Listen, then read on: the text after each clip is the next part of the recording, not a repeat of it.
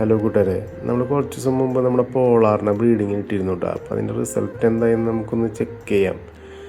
അവർ egg ചെയ്തുണ്ടോ ഇല്ല എന്നുള്ളത് നമുക്കൊന്ന് നോക്കി നോക്കട്ടോ. അപ്പോൾ അതിന് വേണ്ടിയിട്ട് അവർക്ക് എഗ് ചെയ്യാൻ വേണ്ടിയിട്ട് നമ്മളൊരു ചിരട്ടൊക്കെ സെറ്റ് ചെയ്ത് കൊടുത്തിരുന്നു. ആ ചിരട്ട ഒന്ന് എടുത്തിട്ട് നമുക്ക് നോക്കാം. അപ്പോൾ ചിരട്ട എടുത്ത് നോക്കുന്ന നേരത്തെ അതിൻ്റെ ഉള്ളിൽ ഫീമെയിൽ ഫിഷ് മാത്രമേ ഉള്ളൂ കേട്ടോ. മെയിൽ ഇപ്പോഴത്തെ പൈപ്പിനുള്ളിലാണ് കണ്ടത്. അപ്പോൾ അത് നോക്കുമ്പോൾ നമ്മുടെ ഫീമെയിൽ ഇതിൽ നിറയെ എഗ് ചെയ്തിട്ടുണ്ട് കേട്ടോ ചിരട്ടയുടെ ഉള്ളിൽ. അപ്പോൾ നമുക്ക് അധികം അവരെ ഡിസ്റ്റർബ് ചെയ്യാണ്ട് ചിരട്ട അങ്ങോട്ട് തിരിച്ച് വെച്ച് കൊടുക്കാം. കാരണം വല്ലാണ്ട് ഡിസ്റ്റർബ് ചെയ്ത് കഴിഞ്ഞാൽ ചിലപ്പോൾ ഇവർ തന്നെ നശിപ്പിക്കാറുണ്ട്. അപ്പോൾ അത് ഫീമെയിലൂടെ കട്ട വെയിറ്റിങ്ങിലാണ്. ഞാൻ ചിരട്ട താഴെ വെച്ച വഴിക്ക് ഫീമെയിൽ വന്ന് ഓടി കയറിയിട്ടുണ്ട് അതിൻ്റെ ഉള്ളിലേക്ക്.